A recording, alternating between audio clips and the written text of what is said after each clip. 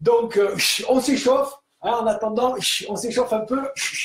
Voilà, hop, on n'est pas con. Allez, levez-vous, le cul la chaîne. On se fait un petit jumping jack pour être en forme. Tac, tac, un petit shadow boxing. Voilà, en attendant les premières questions de vidéo. Patrick qui me dit, moi je bosse. Ben dis, mon salaud, tu bosses, mais tu regardes le Facebook Live. Hein, ton patron, il doit être content. Bon, salut Agathe. Ben voilà, justement, j'en parlais des nanas misogynes. Je m'en prends plein la gueule. Je l'ai cherché. Mais ce que je disais, ma chère Agathe, c'est que les nanas, on se retrouve sans mec et sans minot et on parle vélo. Alors, j'ai une première question de Bernard qui me dit, tu as dit que si le pull ne monte pas, les pulsations ne montent pas, c'est à cause de la fatigue. Le froid n'est-il pas aussi responsable? Oui, bien sûr, mon cher Bernard, tu as tout à fait raison. Je suis sorti récemment avec 0 degré et les pulses dans les talons. Ouais, alors d'ailleurs, moi, personnellement, je vous dis un truc, en dessous de 10 degrés, franchement, je vous conseille de sortir, mais pas plus d'une heure. À 0 degré, ne sortez pas. Pourquoi? Parce que, bien sûr, vous pouvez vous couvrir, avoir chaud, d'accord? Mais bon, vous prenez déjà les risques de prendre froid juste après. Mais le plus important, c'est de savoir que à 0 degré, avec le vent, même si vous roulez à 20, 25, 30 km/h, un peu dans des descentes et tout ça, le vent relatif, il va dans vos poumons et là, ben, vous chopez des petites micro-fissures, des blessures, etc. Et ça, ben, c'est risque de blessure assuré. Donc, moi, je dis sortie en dessous de 5 degrés, j'en fais pas. Et franchement, à moins 10 degrés, c'est 1 heure, 1 heure et demie, grand maximum. Sinon, ben, après, c'est rhume, infection inflammatoire, voire pneumonie, etc. Hein, il y en a beaucoup en ce moment, des bronchites, des pneumonies. Et là, ben, c'est 15 jours, 3 semaines, 6 semaines. Moi, j'ai un pote qui, a 1 an, n'a pas écouté mes conseils et est sorti alors qu'il faisait moins de 10 degrés. Et il s'est fait une sortie de 2 heures. Il s'est chopé une bronchite qu'il a mal soignée, pneumonie. Il se traîne ça depuis 2 heures. Ciao. Christophe, si tu nous entends. Alors, week-end neige et verglas. C'est Seb qui me dit comment compenser le manque d'heures sur le vélo. Je ne vais pas pouvoir m'entraîner ce week-end. Qu'est-ce que je fais? Eh bien, il n'y a pas de souci. D'abord, ce qui est important, c'est de maintenir à peu près au minimum une séance de pédalage par semaine, d'accord? Donc ça peut être du home trainer, ça peut être une sortie extérieure. S'il fait vraiment froid, ben voilà, vous maintenez une séance de home trainer. Pourquoi? Pour garder le coup de pédale, hein, le geste, la fluidité du geste, etc. La posture, ça c'est important.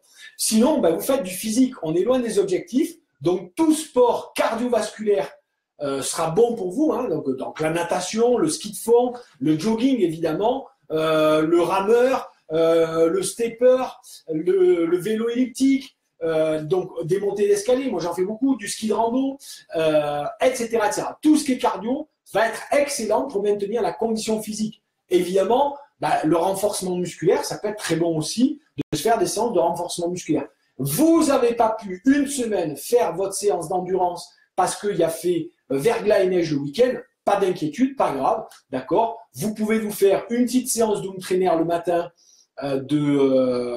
sur le home trainer de EP2I par exemple, hein, 7 secondes de sprint, 3 minutes de récupération, 10 fois, ça fait 30 minutes avec l'échauffement. Et puis, 4 heures à 6 heures plus tard, donc dans l'après-midi, vous allez faire par exemple un petit jogging, si le temps le permet, qu'il n'est pas trop pourri, ok, ou alors une petite séance de renforcement musculaire à la maison. Ça va très bien. Vous avez maintenu votre condition physique sans prendre le risque de sortir, de prendre froid et encore une fois de tomber malade, de faire des séances à moitié. Souvenez-vous, quand vous entraînez à 90 ou 80% parce qu'il fait froid, vous êtes fatigué, etc., ben vous régressez, aucun intérêt, d'accord? L'entraînement, c'est s'entraîner à 100% de notre potentiel. Alors, soit sur des entraînements courts et intenses, c'est facile de voir qu'on est à 100%, 102, 103, soit sur des séances d'endurance, effectivement, où là, ben, habituellement, on a un potentiel, je veux dire n'importe quoi, de 25 de moyenne sur 3 heures. Eh ben, soit on augmente la moyenne, on va rouler à 26 ou 27 sur 3 heures, soit on roule à 25 de moyenne sur 3h30, 3h20, d'accord? Et là, on augmente notre potentiel. Si j'ai un potentiel de 25 km/h sur 3 heures et que bah, je m'entraîne que 2h30 à 25 de moyenne ou alors à 23 de moyenne, évidemment, sauf si je fais plus de dénivelé, ou s'il y a du vent, hein, d'accord, relativiser ces éléments-là, mais clairement, je diminue mon potentiel. Donc, quel intérêt de passer des heures à s'entraîner si on n'augmente pas son potentiel? Sauf si vraiment on a fait une grosse semaine, une course, là on fait de la récupération, c'est autre chose. Hein, ok, vous comprenez le truc, les amis? Alors, ensuite,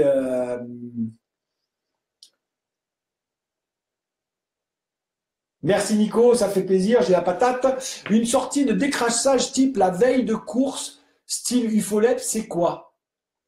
Une sortie de décrassage la veille. Ouais, alors souvent on appelle ça un déblocage. Ok, alors ça c'est important de se dire que je ne pensais pas qu'on abordait ça aujourd'hui, hein, d'accord, parce que c'est tôt dans la saison. Mais l'idée c'est que si vous avez, allez, on est parti pour la course du dimanche.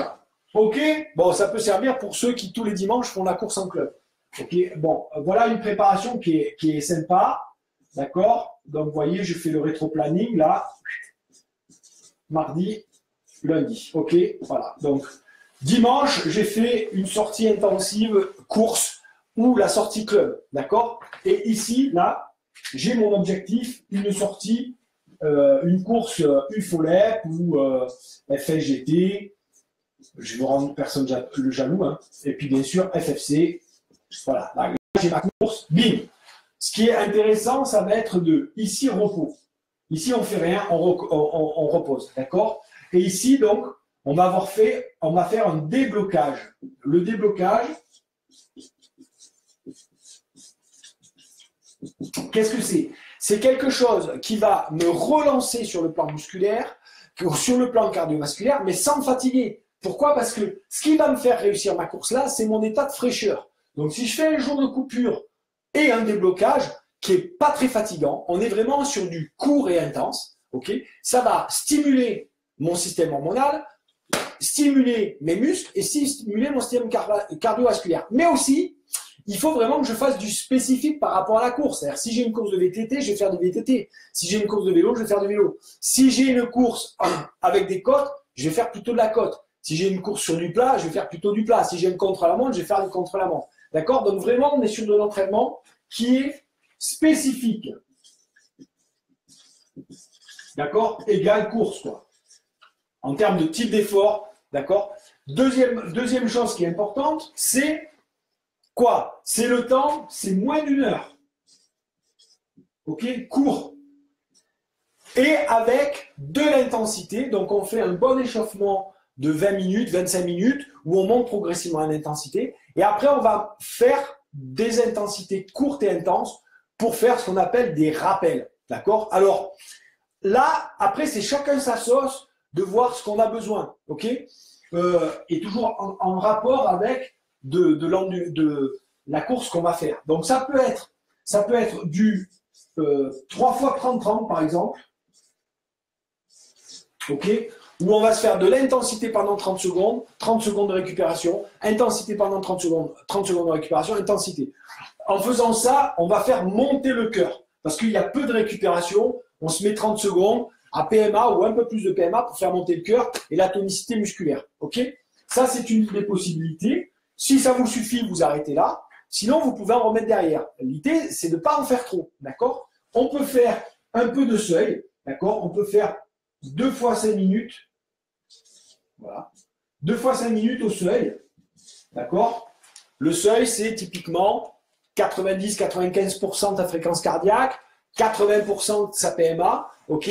On va faire ça pendant 5 minutes, 2 fois dans la sortie, pour un peu, en fait, se mettre en rythme de course, en tempo de course un peu élevé, mais 2 fois 5 minutes, avec une grosse récupération, au moins 5 minutes, voire plus entre les deux, pour arriver le cœur. D'accord? Voilà.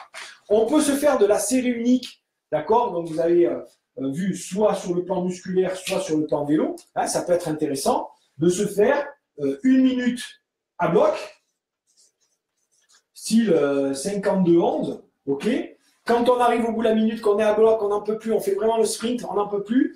On fait 52-13, puis 52-15.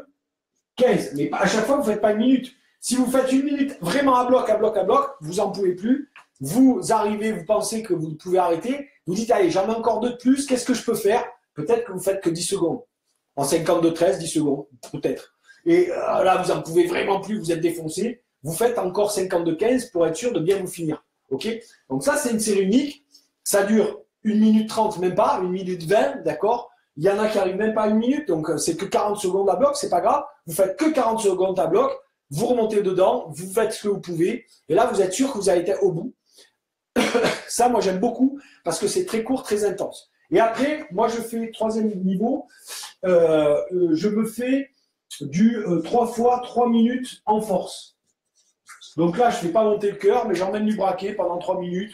Je me concentre sur mon coup de pédalage, bien gainé, bien posé sur mon vélo. J'y vais, je grimpe, etc. Donc ça, c'est intéressant. Ne faites pas évidemment tout ça. Si vous faites tout ça, vous êtes cramé. D'accord? C'est 1 heure, juste on réactive le système cardiovasculaire, le système musculaire et de manière spécifique par rapport à l'effort. Évidemment, pour des courses ufologues, je vais avoir tendance à faire un peu du 30-30.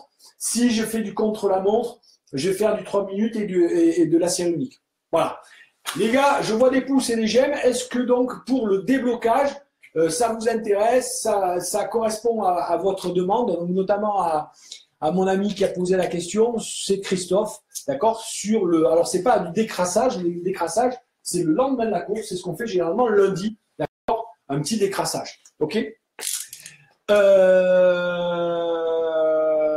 Ok, Youssef qui me dit comment développer la puissance. Alors, il y a énormément de possibilités, Youssef, pour développer la puissance, d'accord. La puissance, je vais dire que sur le plan musculaire, c'est.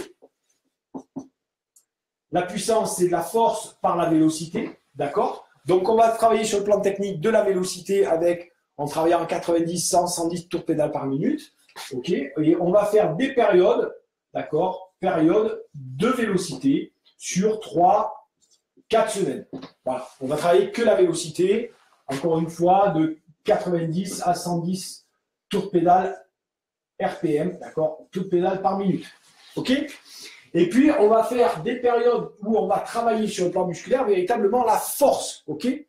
Bien, la force, donc force endurance ou force max, ok? Donc, j'ai fait 2 vidéos là-dessus ces 2 dernières semaines sur le blog. Vous pouvez aller sur le blog La meilleure cyclosportive de votre vie et vous aurez pas mal, si vous cliquez sur l'onglet entraînement de force, vous allez avoir beaucoup de types d'entraînement, soit en renforcement musculaire avec des squats, des choses comme ça, soit sur le vélo pour travailler la force max. Vous avez une vidéo qui sort cette semaine là-dessus. Après, sur le plan cardiovasculaire, on va travailler la puissance, pour faire simple, de 2 manières. C'est soit avec des entraînements en fractionnés courts qu'on appelle APMA, d'accord? Donc, c'est les fractionnés courts style 30-30. Donc, ça, c'est très court, très intensif. Et on commence toujours par ça, ok? Et à l'approche des compétitions, pour tenir le niveau d'intensité plus longtemps, on va faire des entraînements au seuil. D'accord? Donc, au seuil, c'est à 95% de l'AFC max ou 80% à peu près de la PMA. Voilà. Donc, ça, c'est le travail au seuil au niveau cardiovasculaire. Bien. Je dis à peu près pourquoi. Ça, c'est des repères au départ. Quand on n'a pas de repères, on y va ensemble, on y va comme ça entre les sensations et puis des repères.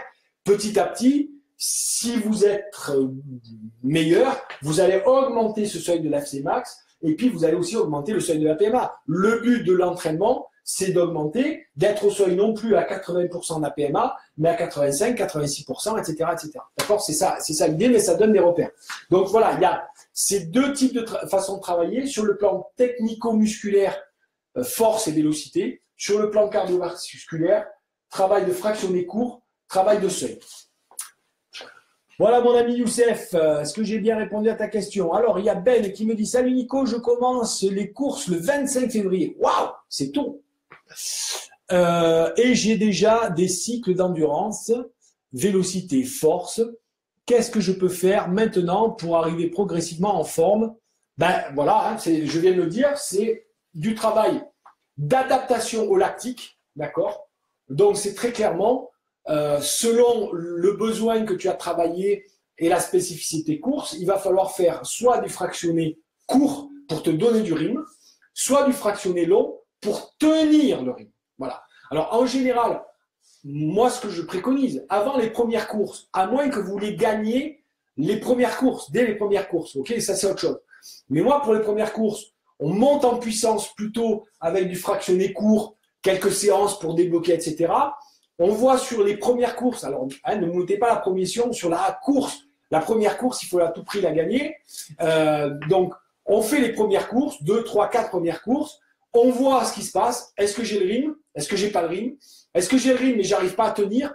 Ou est-ce que j'ai le rythme, je tiens, mais à la fin, j'ai tendance à fatiguer? Donc là, en fonction de ça, on va travailler. Si je manque de rythme, je vais travailler le fractionné court sous différents schémas, 30-30, 20-30, etc. Enfin, des cours moins d'une minute. Soit on travaille des fractionnés longs, de 3 à 7 minutes, dans certains cas 10 minutes, mais là, on est vraiment sur du spécifique et de haut niveau. En fait, entre 3 et 5 minutes, du fractionné long pour s'habituer au lactique et tenir dans le temps. D'accord? Alors, il y a aussi d'autres entraînements moi, que j'aime bien pour s'habituer au lactique, c'est faire du très court, mais avec récupération passive. D'accord? Donc ça, c'est vachement intéressant. C'est par exemple pour s'habituer, alors je le dis, hein, c'est pour s'habituer au lactique. Je m'explique. Au début de saison, on a besoin de reprendre contact avec le lactique. Ça fait mal aux cuisses, les cuisses brûlent, etc. Et il faut s'y habituer. Alors, le meilleur moyen de s'habituer, c'est de faire des 30 secondes à bloc, d'accord, 1 minute de récupération. Alors, vous allez me dire, putain, c'est... Oui, mais 1 minute de récupération active. C'est-à-dire, je fais 30 secondes à bloc, je m'arrête et pendant 1 minute, je m'assois sur le vélo. Je ne bouge plus. Qu'est-ce qui se passe? Pendant 30 secondes, j'ai accumulé du lactique et je le laisse là. OK? Et là, quand je vais repartir, ça va faire très mal. Très, très mal. Mais je repars, je me fais 30 secondes. Combien je fais de séries, de répétitions, Nicolas? Je ne sais pas. Vous en faites autant que vous pouvez. En faisant ça, ça va très vite chauffer, brûler, mais vous habituez. Imaginons, vous en faites 6. Super. Ça veut dire que la semaine prochaine, vous allez essayer d'en faire 7. Vous pouvez faire ça sur 3 semaines. D'accord? Là, c'est ce qu'on appelle une accoutumance au lactique. OK? Après, on commence les premières courses, etc. Et ensuite, ce qu'on va faire, c'est apprendre à recycler le lactique. Et là, c'est un autre exercice, d'accord? Alors, selon votre besoin, ça va être du 30 secondes, pardon, hop, 5 minutes de récupération, mais active. Ici, elle est passive. Vous voyez la différence? Et là, je vais rouler très cool pendant 5 minutes. On va me dire, qu'est-ce que c'est cet entraînement, Nicolas? Ben, en fait, je vais apprendre à mon organisme à recycler le lactique que j'ai créé là. J'en crée pas beaucoup parce qu'on est en apprentissage. Alors, plus vous progressez, plus vous allez augmenter le temps de lactique. 30 secondes, 35 secondes, 40 secondes, 45 secondes, etc. Jusqu'à 1 minute, au-delà d'une minute, c'est plus intéressant. Vous faites ça, d'accord? Et après, pendant 5 minutes, c'est à très faible intensité que je donne les moyens à mon organisme de créer des enzymes, de stimuler les hormones, de réoxygéner l'acide lactique pour le retransformer en énergie. Plus j'apprends à mon corps à faire ça, plus au moment de la course, je vais mettre du lactique dans tous les sens, bim, bam, boum, bam, boum, bam, boum. Mais là, mon corps, il peut tenir plus longtemps parce qu'il est capable de recycler l'acide lactique. Les athlètes de très haut niveau, par exemple les Kenyans en course à pied qui sont bien connus, sont capables de tenir à des fréquences cardiaques proches de 95-96% de FC max pendant 2 heures, un marathon. C'est impossible. D'accord? Normalement, on n'a pas autant de réserves de glycogène, même si on s'entraîne, on peut arriver à 50 minutes, 1 heure, mais on n'arrive pas. OK? Alors d'abord, eux, leur seuil lactique, c'est vrai qu'il est très haut, mais en plus, ils ont des enzymes musculaires, d'accord? Les HAAC, etc., enfin bref, peu importe, en grande quantité, c'est-à-dire qu'ils ont une capacité à recycler l'acide lactique de manière phénoménale. Pourquoi? Parce qu'ils font énormément d'entraînements à très faible intensité avec des accélérations lactiques très courtes, de 30 secondes à 1 minute. Okay? Vous faites la même chose, vous allez décaler votre seuil aérobie vers le haut. Au lieu d'être à 80%, vous allez être à 84, 85, 86, 87, 88, 90. 90, on est déjà à haut niveau. Okay? Et en plus, vous allez recycler le lactique. OK? Ça va, mon ami Dominique? Bon. Yves qui me dit une pneumonie de 10 ans, il se met... Non, j'ai pas dit que ça fait 2 ans qu'il a une pneumonie. Attention, j'ai dit qu'il y a 2 ans, il a chopé une pneumonie. Tous les hivers, il est emmerdé. Il a une fragilité. D'accord? Alors putain, arrêtez de me faire chier, je vous colle des baffes. Paf! Allez.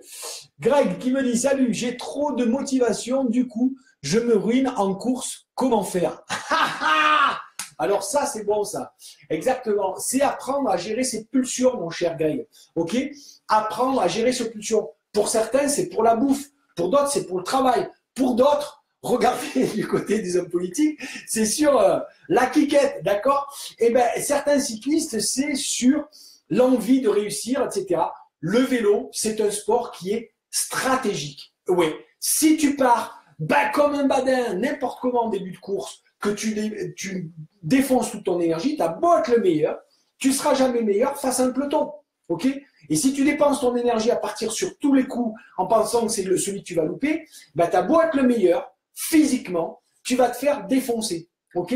Parce que soit il y a la bonne échappée qui part, elle part sans toi, si tu essaies de rouler tout seul face à l'échappée, tu ne gagneras pas.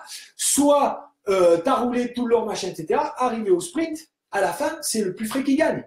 Donc, s'il y en a un qui a mis derrière, qui est beaucoup moins fort que toi, qui n'a pas mis une fois ligne à la fenêtre, qui n'a pas mis un coup de pédale, au sprint, il te nique sa mère. Terminé. OK? Donc, ça veut dire quoi? Apprendre à gérer ses pulsions. Le meilleur exercice pour ça, mon cher Greg, d'accord? C'est Greg, hein, c'est ça? Tu m'as posé la question. Le meilleur exercice, tu sais ce que c'est? Le jeûne intermittent.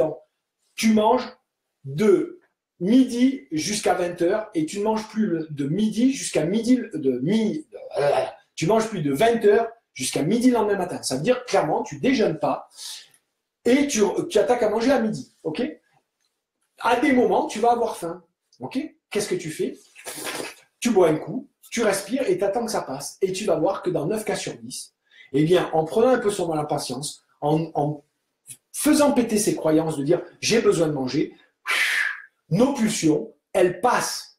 D'accord? C'est la même chose avec le sommeil en voiture. Vous avez sommeil en voiture, vous arrêtez, vous bougez un peu, etc. Vous allez prendre un café, vous revenez, hop, vous repartez pour 2 heures. La fatigue est passée. Au bout d'un moment, il va falloir s'arrêter, on est d'accord. Mais la pulsion, elle passe. C'est la même chose pour le froid. Vous savez, prenez une douche froide. Si vous n'aimez pas le froid comme moi, prenez une douche froide. C'est l'horreur, la torture absolue. Vous passez la première 10-20 secondes à souffrir, puis au bout d'un moment, si vous soufflez, vous détendez, etc., au bout d'une minute, ça devient agréable. OK? Eh bien, notre organisme, il fonctionne comme ça.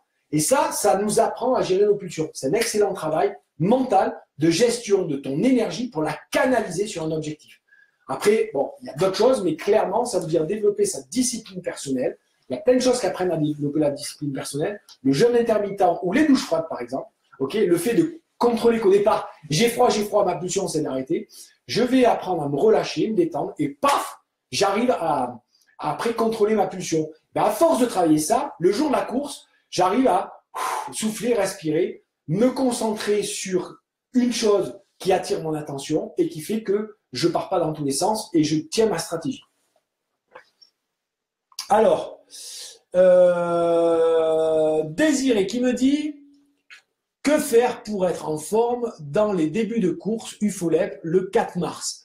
Je fais EP2I et 20 secondes à fond, 3 minutes pour essayer de tenir les départs des courses futures, est-ce bien ou pas, et avec de la force entre deux pour un jour de repos entre les jours d'exercice. Alors, très clairement, voilà, les départs de course, UFOLEP ou autre, les cyclos c'est pareil, ça part toujours à bloc. Pourquoi? Parce que vous avez toujours des mecs comme Greg au départ qui sont hyper motivés et qui vont partir à bloc, et puis d'autres qui vont dire il faut que je parte à bloc, et puis d'autres qui ont la super caisse et qui vont partir à bloc, etc. etc. Donc l'idée, c'est évidemment d'arriver à d'abord gérer ça, se planquer dans les roues, okay, suivre, parce que vous dépenserez moins d'énergie, et ensuite arriver à tenir les changements de rythme. Alors au départ, oui, on fait de l'EP2I, puis petit à petit, on va monter vers quelque chose dont j'ai parlé tout à l'heure, le 30-30. Okay, le 30-30, ça va vous permettre d'encaisser les rythmes.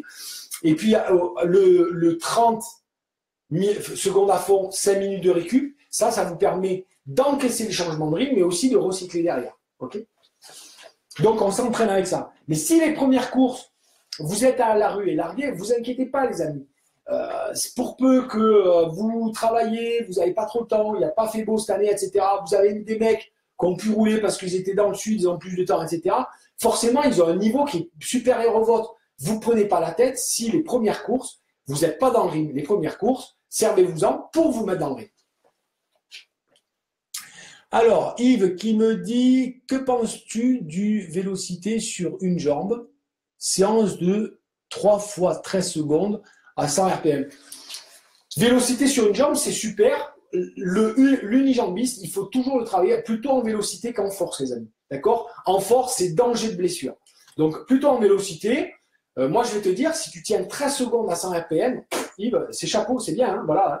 Allez-y progressivement. N'hésitez pas, ne vous dites pas, je suis à 90 tours de pédale avec mes deux jambes, j'enlève une jambe, sur 13-20 secondes, je dois être à 90 tours. Non, vous allez être peut-être en dessous, 83, 80, il n'y a aucun problème. Et à force de vous entraîner, vous allez monter. Quand vous allez être à 90 tours de pédale par minute sur chaque jambe, je peux vous dire que après vous allez être aux alentours de 100 fastoche.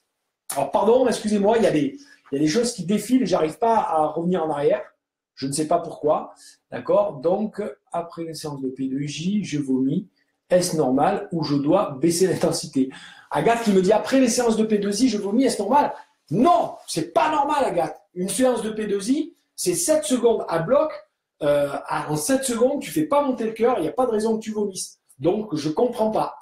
À mon avis, c'est soit que tu fais plus de 7 secondes à bloc, soit que ta période de récupération, tu la fais pas assez en récupération, tu l'as fait au-dessus. J'ai une de mes clientes il y a pas longtemps qui m'a dit « Je tiens pas plus de 5 répétitions en EP2I », ça m'a interloqué. Et en fait, je me suis rendu compte qu'elle récupérait au-dessus de 80% de la FC max. Et donc, sa récupération, elle était à bloc. Donc après, le sprint, il n'est pas à bloc. Et donc, on monte moins haut en pression, on se fatigue, on fait plus de l'endurance. Mais bref, c'est n'importe quoi. OK ? Alors Nicolas, première course de l'année arrive le 18 février, 88 km. Ce n'est pas mon objectif, plutôt une course de préparation. Que conseilles-tu? Essayer de suivre le max, les premiers, sachant qu'on va péter, mais tant pis, ça fait travailler, ou alors rester avec des gars de mon niveau et faire la course pépère en gestion. Nico, d'abord, tu m'as déjà posé la question sur le VIP, hein, réservé aux clients, mais très clairement, c'est pas à moi de décider ça, Nico, c'est à toi. C'est-à-dire, c'est quel est mon objectif de l'année, ok? À partir de là, de cet objectif, quelle est la qualité que je dois développer? Est-ce que c'est ma vitesse? Auquel cas, tu as intérêt à suivre les premiers, puis tant pis si tu pètes. Est-ce que c'est plutôt ma capacité à tenir dans le temps? D'accord? Donc, j'arrive à peu près à suivre, mais j'ai tendance à, en fin de course, à chuter. Je vais te dire, j'ai du mal à gérer ma course, comme Greg plus haut. Tu as intérêt à te challenger là-dessus, par exemple. OK? Alors, ensuite, j'ai, Arctaz Birgumillac, excuse-moi pour le nom, mon cher. Salut Nico, j'espère que tu vas bien depuis lundi. C'est Walter. Ah, c'est mon ami Walter. C'est quoi ce nom là? Arctaz Birgumillac. Oh, t'es pas breton ou polonais? Qu'est-ce que tu me fais? Bon, je t'ai gardé une petite question quand on parle de pourcentage de FC max afin de définir les différents seuils. Mais faut-il faire un calcul simple? Exemple, max 200, 80%, 160, puis il faut utiliser la formule avec la fréquence de repos. Alors, mon cher Walter, c'est une question qui est toujours hyper intéressante parce que on se pose 50 fois la question. Alors, l'idée c'est quoi? Ici le temps, ici l'effort, et on va le mettre en FC max, d'accord? Ok, ici je suis à ma max. Je suis à ma FC max. Ok? En fait, pendant l'effort, on a besoin de repères. Le repère, le FC max, quoi? Qu'on appelle la lipolyse. Alors, je suis nul en orthographe. Lipolyse, je pense que c'est ça. Ok, voilà. Elle est à 70% de la FC max. D'accord? En dessous de 70% de la FC max, je dirais, en régénération cardiaque, j'attaque la lipolyse. Ok? Jusqu'à à peu près 80%. Et c'est là où on commence à mettre de l'à peu près. 80%.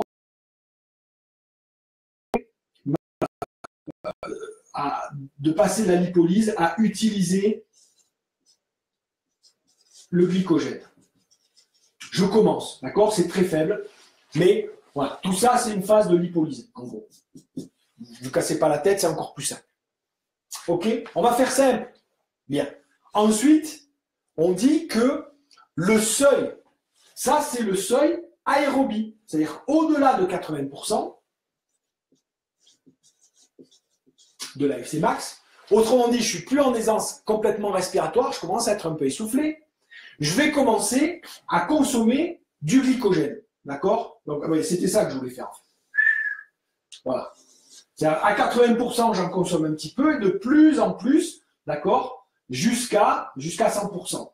Ok? Et là, vraiment, voilà. En fait, je vous dis une connerie, de plus en plus jusqu'à 95%. Voilà. Ça, c'est le seuil anaérobie. Voilà. Anaérobie. Au-dessus, c'est de l'anaérobie alactique. Là, entre 95 et 100%, c'est un sprint que je vais tenir une dizaine de secondes. Je ne tiens pas assez longtemps. Il est tellement intense que je ne peux pas le tenir plus de 10 secondes. Je n'ai pas le temps de faire des lactiques parce qu'en fait, je n'utilise pas de l'oxygène. D'accord? Voilà. Bien. Ça, c'est la théorie, mon cher Walter. C'est la théorie. Mais après, moi, je pars toujours par rapport à la FC max. Je ne parle pas de fréquence cardiaque de repos.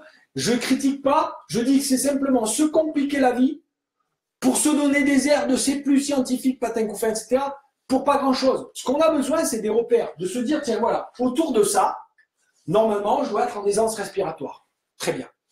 Jusque-là, je dirais que la fréquence cardiaque, c'est un bon indicateur. Au-delà, quand on arrive dans les fréquences lactiques, d'intensité, pour avoir des bons repères, il faut avoir des repères avec la PMA, la puissance. Il faut avoir un capteur de puissance. Sinon, on fait de l'approximatif. C'est toujours difficile avec le froid, les conditions, etc., de se dire, tiens, c'est pas 95, c'est à 96, 17, machin, j'arrive pas à ma FC max, etc. Bon, tout ça, c'est un discours pompeux. Ce qui va être important, Walter, c'est que grâce à l'entraînement, qu'est-ce que je vais faire? Grâce à des entraînements à faible intensité, je vais décaler mon seuil aérobie. Comme je l'ai dit tout à l'heure, je vais le décaler vers le haut. Si je m'entraîne à faible intensité, je décale mon seuil aérobie vers le haut. C'est-à-dire que je vais commencer à faire de l'acide lactique plus tard. OK? Et après, avec les entraînements fractionnés, je vais m'entraîner à supporter mieux les lactates, mais à partir du moment où ils se dégagent. Donc, en tant que cycliste, j'ai intérêt à faire des sorties à faible intensité qui vont décaler mon seuil aérobie. D'accord? En début de saison, je pense que mon seuil aérobie est aux alentours de 80. En fin de saison, je suis à 86-87% de ma FC max. D'accord? Les athlètes de haut niveau sont en seuil aérobie proche de 90, même certains au-dessus de 90. Oui, oui, ils commencent à faire du lactique qu'à partir de 90. Ils sont capables de tenir quasiment 90% de leur FC max sur 2 heures, 2 heures et demie, etc. Incroyable. D'accord? Et ça, le moyen de le faire, c'est des entraînements à basse intensité qui ne fatiguent pas l'organisme, qui ne stressent pas l'organisme et qui développent la lipolyse. D'accord? Voilà. Donc, toutes ces histoires de comment on calcule les pourcentages, etc., j'ai envie de dire, il ne faut pas se prendre la tête, ok? Il faut plutôt observer ma FC max, ok? Je la connais, 180 pour faire simple, ok? Je sais, je vais commencer à m'entraîner à 80%. Je me dis, tiens, je suis en aisance respiratoire, c'est bien, etc. Quelles sont mes sensations en aisance respiratoire? Je peux tenir 3 heures. Ok, c'est aux alentours de 80%. Très bien. J'identifie mes sensations. Et c'est là où c'est intéressant, c'est que j'ai un repère. J'identifie mes sensations. Et après, au fur et à mesure, je vais me rendre compte que j'ai les mêmes sensations, mais un peu plus haut. À 83, 84, 85, etc. Alors, si je veux, je peux faire des prises de lactate pour me prendre la tête encore un peu plus. Ok. Mais là, c'est combiner l'entraînement 100% au feeling avec zéro repère, c'est nul. Mais l'entraînement basé que sur ces indicateurs, c'est nul aussi. L'idée, c'est de coupler les deux en appliquant cette méthode. J'espère que ça a été clair, mon cher Walter. Voilà. Alors, encore des questions sont passées. Baptiste qui me dit, pour le déblocage, je fais 2 fois 2 minutes à l'heure soutenue, puis sprint. C'est pas mal. On peut faire le P2I aussi en déblocage. Il y en a qui aiment pas mal. Alors, Olive me dit, salut Nico, mon fils roule sur home trainer après échauffement et a une cadence de 110 tours de pédale par minute, j'imagine, pendant 10 minutes, puis 5 minutes de récupération. Il a 12 ans. Que penses-tu?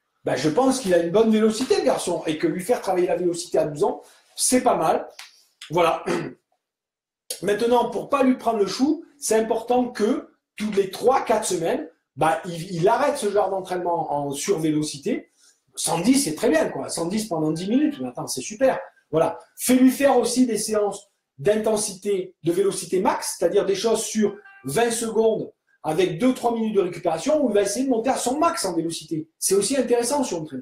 Et puis, le mois suivant, tu vas lui faire travailler un peu de la force, qui découvre. Alors, plutôt aux alentours de 50-60 tours de pédale par minute, qui découvre la sensation de force. Hein, c'est pas vraiment tirer du bracasse, mais c'est, voilà, commencer à découvrir ces sensations de force. Commencer à savoir faire le geste du squat comme il faut. Voilà, peu importe qu'il fasse 10, 20, 30 squats, machin, en charge avec du poids. Non, déjà qu'il fasse bien les squats, qu'il fasse bien le squat doucement, qu'il fasse bien le squat rapide, qu'il fasse bien le squat sauté. Voilà, lui apprendre des bons mouvements et varier les entraînements toutes les 3 semaines parce que les minots, ça se fait chier. Il ne faut pas les mettre dans le rébarbatif.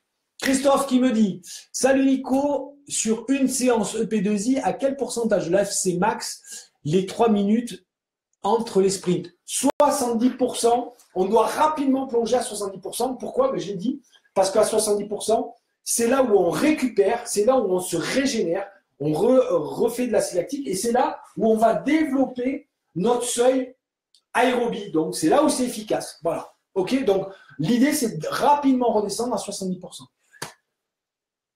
Jean-Michel qui me dit le jaune, ça pète. Waouh!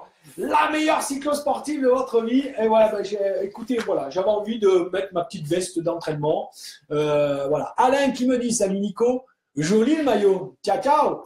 Seb me dit pour un objectif cyclosportive montagneuse en juillet, type étape du Tour, quelle qualité travailler à cette période de l'année? Force, endurance, déjà des intensités? Bah, à cette période de l'année, si tu t'es déjà tapé 4 semaines de force et d'endurance, travailler 4 semaines de force d'endurance, c'est très bien. Ok. Si tu t'es déjà tapé ça pendant 4 semaines, l'idée, c'est que tu fasses d'abord une petite semaine de récupération et puis que tu te refasses peut-être un petit cycle de 2 semaines seulement, ça suffit, d'intensité. D'accord? Où tu vas faire une sortie endurance dans la semaine et le reste, tu refais un peu l'intensité, type ce qu'on a dit tout à l'heure, 30 secondes à bloc, 5 minutes de récupération, du travail peut-être plus en termes de renforcement, on va faire du Tabata, hein, 20 secondes à bloc, 10 secondes de récupération sur 4 minutes, et où on va faire monter le cardio, quoi, hein, on va un peu se décalaminer le moteur, s'habituer un petit peu au lactique, juste 2 semaines ça suffit, et après on refait du travail d'endurance. Pour casser le rythme, c'est important.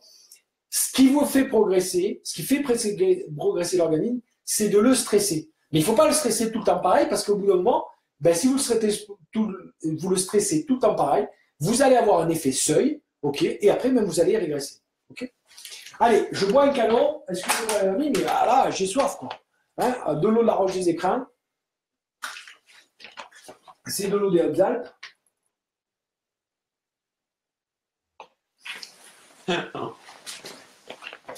Bon, j'ai mon pote Walter.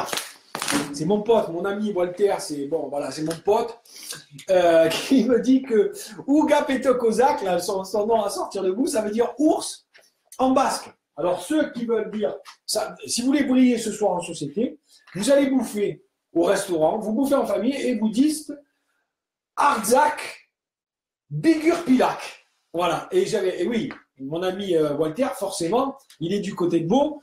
Alors c'est plutôt du basque que du breton. Alors, on passe à la question. Il y a un moment, je ne voulais pas vous mettre des pouces j'aime et des cœurs. Alors, est-ce que ce soir, je suis en plein délire et ça ne vous va pas? Ou alors, vous avez aimé les réponses, les différentes réponses? Je veux des pouces, je veux des cœurs, je veux des j'aime. Vous êtes encore 88. Donc, je veux savoir où est-ce qu'on en est, là, les amis. Pascal qui me dit génial tes conseils sur déblocage. Super. Christophe, salut Christophe. Lilian qui me dit salut Nicolas, est-ce normal de ne pas avoir de jambes les lendemains de séances complexes?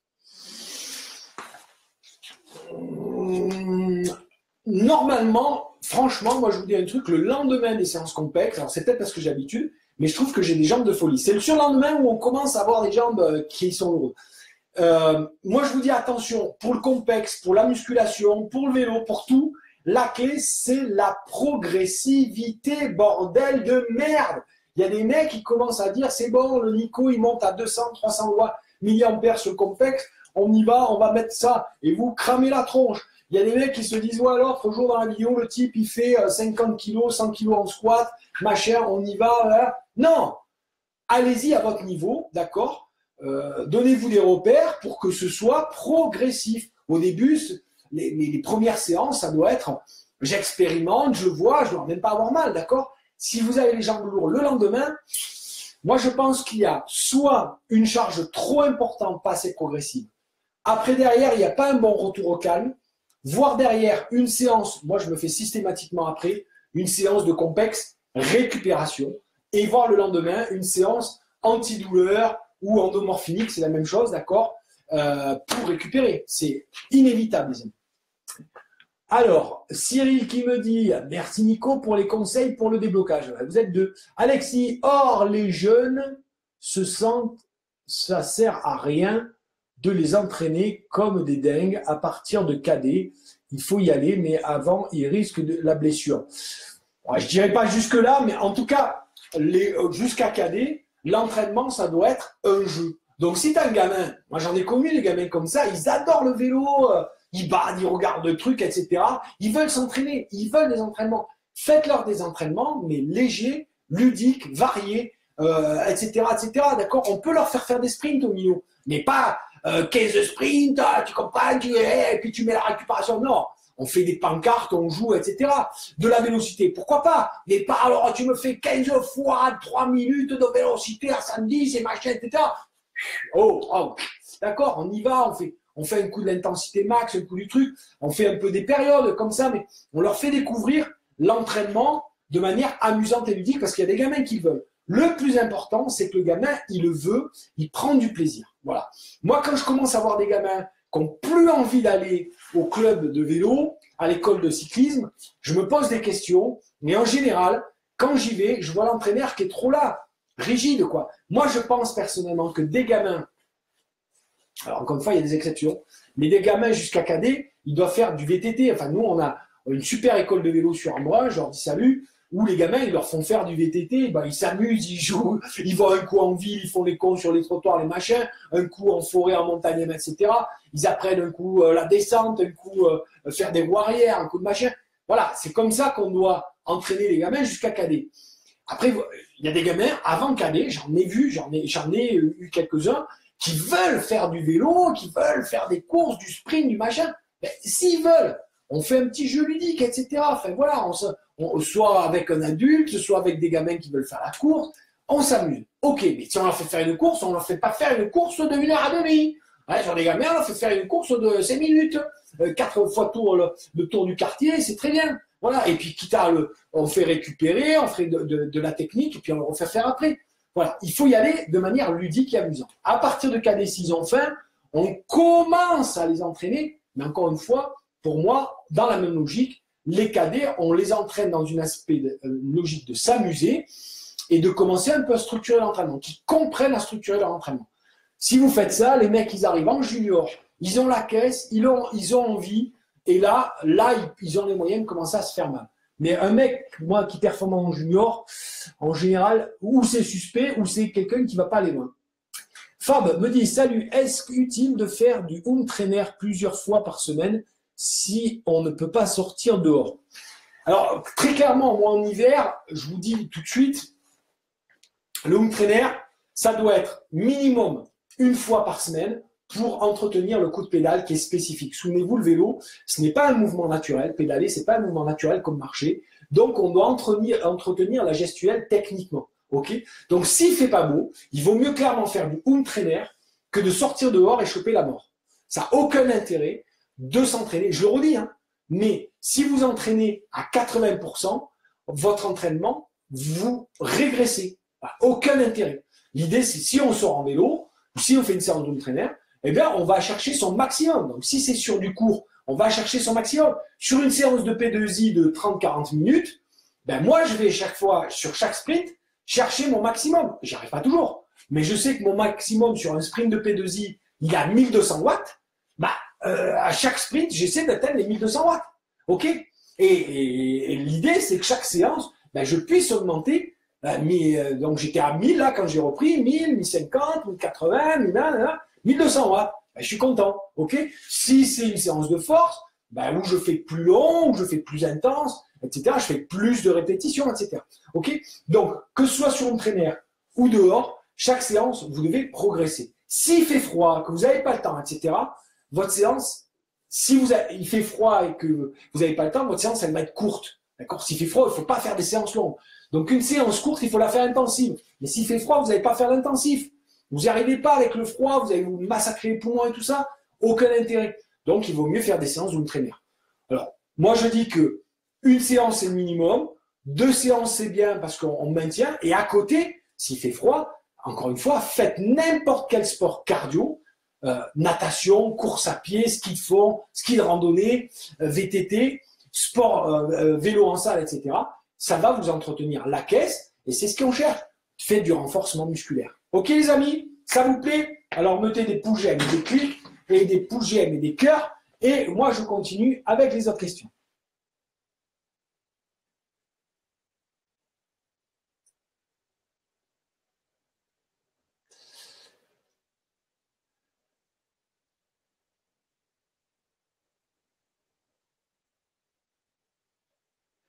Allez, j'attends la prochaine question. Là, je la sélectionne. J'attends vos pouces j'aime. Voilà, vous êtes 82 quand même. Alors, on va se remuer. Il reste 10 minutes. Oh là là, 10 minutes, je prends les dernières questions. Allez.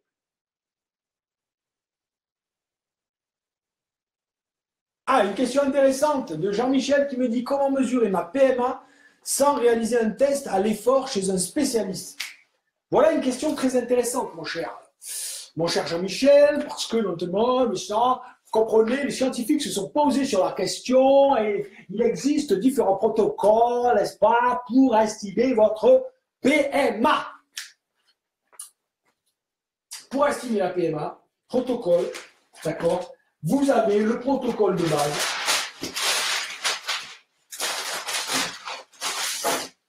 Protocole de base, PMA. Est-ce que vous voulez que je vous explique le protocole pour déterminer sa PMA? Si c'est oui, je veux des pouces et des cœurs. Si je ne vois pas une avalanche de pouces, il y a 81 personnes, je veux voir 81 pouces et cœurs qui arrivent d'un coup et je vous exprime les différents protocoles pour prendre la PMA. Je veux voir. Bon, ça arrive un peu là. Il y en a 3, 4, allez, go, on s'énerve. Ouais, bah, et bon, Jean-Michel, j'ai peur qu'on ne va pas répondre à ta question. Ça les motive pas plus que ça. Hein. Ouais, il y en a 5, 6, là, 9, 7, 8. Ok, c'est calme, vous êtes plus que 78. Donc, il y en a 3 qui sont barrés sur le coup. Ils ont dit, bon, c'est bon, ça va, j'en ai marre. Ah, ça y est, ça s'énerve un peu. Allez, on clique sur les pouces, j'aime, là, clac, clac, clac, clac, clac, clac, clac. Allez, les pouces. Les pouces, les pouces, les pouces, les pouces. Protocole PMA. Bon. Allez. Bon, allez, Jean-Michel, c'est bien parce que je t'aime bien. Je vais le faire, putain, mais c'est moi ou on dirait que je suis gros avec cette veste là? Non mais oh, c'est quoi ce bazar? Bon, protocole PMA, le plus simple, moi celui que j'utilise, qui est vraiment le mieux. Vous prenez un pourcentage, une pente entre 3 et 5%. Ok? Donc entre 3 et 5%, la pente. Bon, ok? Qui fait à peu près 5 minutes. Ok, alors vous échauffez avant, bien sûr, vous échauffez bien, mais pas 2 heures. Échauffez-vous un quart d'heure, 20 minutes, vous faites monter progressivement la pression. Si vous échauffez plus de 30 minutes à faible intensité, vous allez mettre votre corps en mode endurance, ça va être difficile de jumper. Vous faites un chrono sur 5 minutes. D'accord? Sur ce type de compte. Alors, il faut mieux une cote qui soit régulière qu'un truc où il y a des changements de pente tous les 300 mètres. Sinon, ça va être compliqué, vous êtes en relance, machin, etc. Un truc plutôt régulier sur 3 à 5%. Ok? 5 minutes, vous mettez à bloc. Et là, tu regardes, tu crées un segment, ok? Et tu regardes la PMA, la puissance moyenne, d'accord? Sur les 5 minutes. Et la puissance moyenne sur les 5 minutes, ça sera très proche de ta PMA. Très, très, très proche. Ok? Encore une fois, on s'en fout si c'est à 5 watts, 10 watts près, on s'en fiche. Ça te donne un repère et après, tu vas t'entraîner par rapport à ce repère. Ok? Quand tu vas t'entraîner à 80% de ta PMA que tu as désignée là, Bah, si tu vois que tu es à l'aise, etc., tu vas progresser et tu vas la pousser vers le haut. OK? Bien. Deuxième protocole. Le protocole FFC, il est appelé comme ça. D'accord?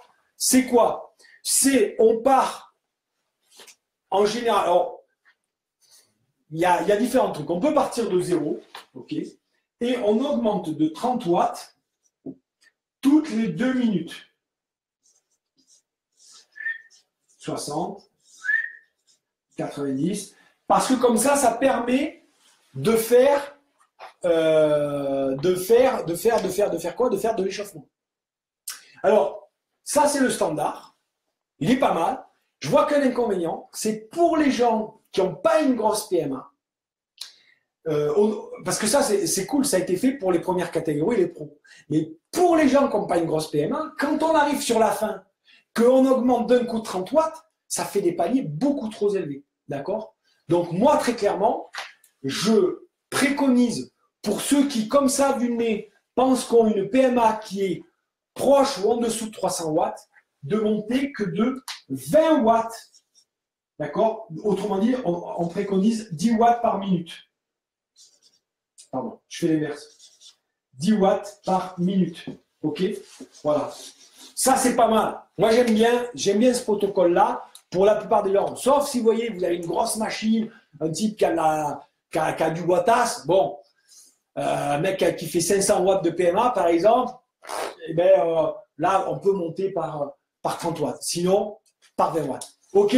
Ça va, Jean-Michel? C'est bon pour les protocoles? Voilà. Il y a un autre truc qui est beaucoup plus approximatif, mais que moi, je trouve que c'est intéressant en repère.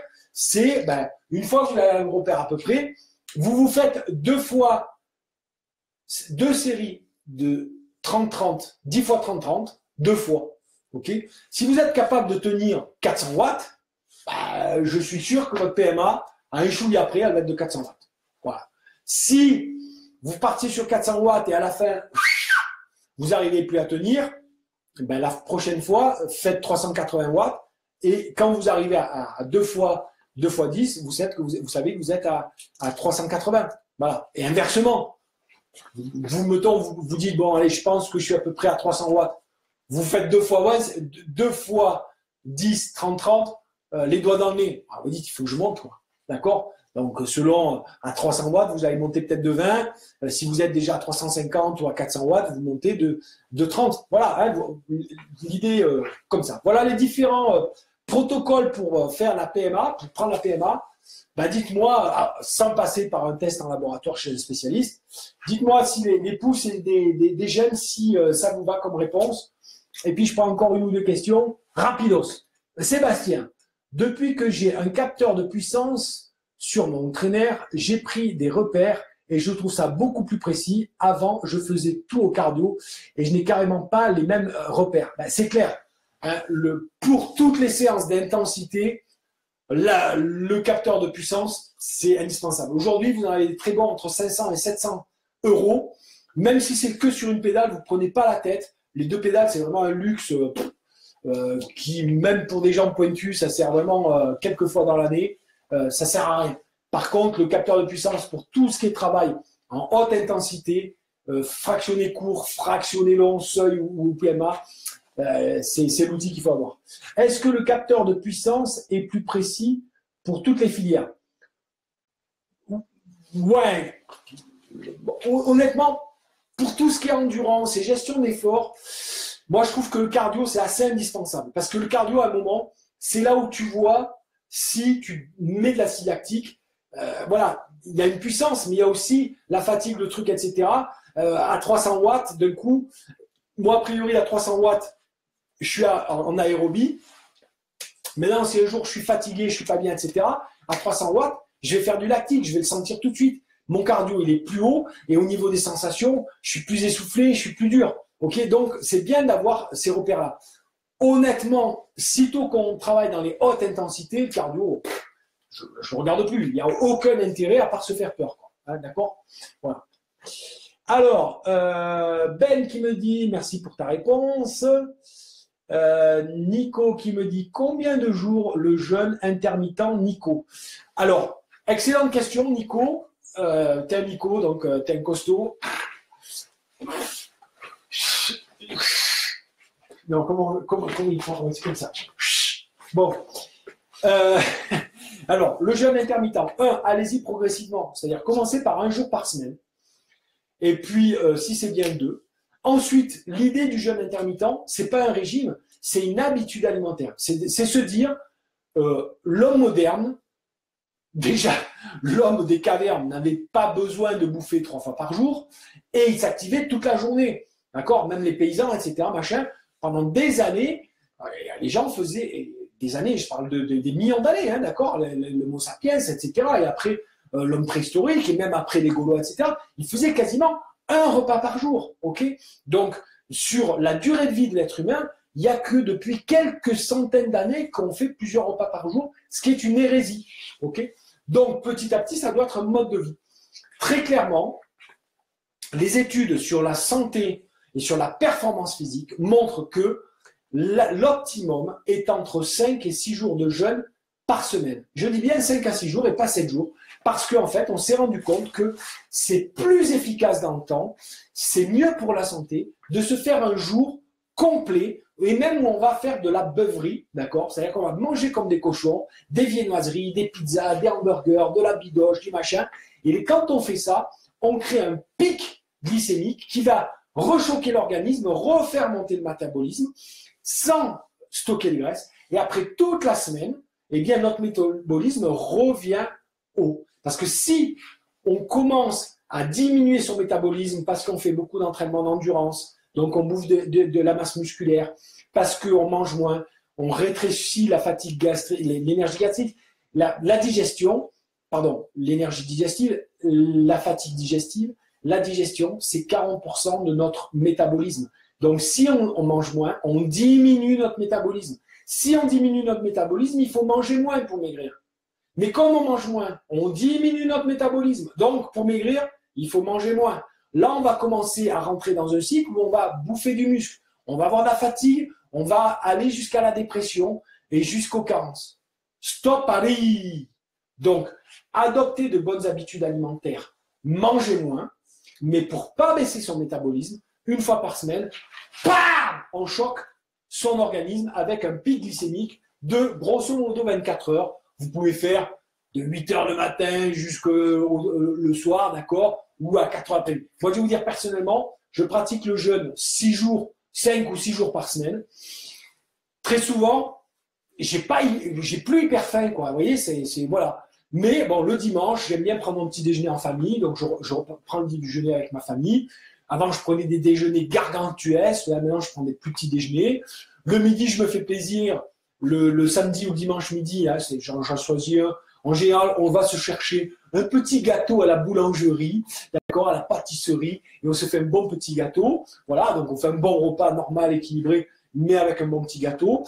Des fois, ma femme, elle cuisine un bon, on a invité chez mes parents, etc. Donc, on fait un bon plat, et puis on se fait un petit gâteau. Et en général, on se fait un petit 4 heures, la galette des rois, les crêpes, le ceci, le cela. Ok. Et puis le soir, moi, je suis écœuré, j'arrive plus à me faire mon repas. Ok. Donc voilà. Mais en tout cas, j'ai créé mon choc glycémique.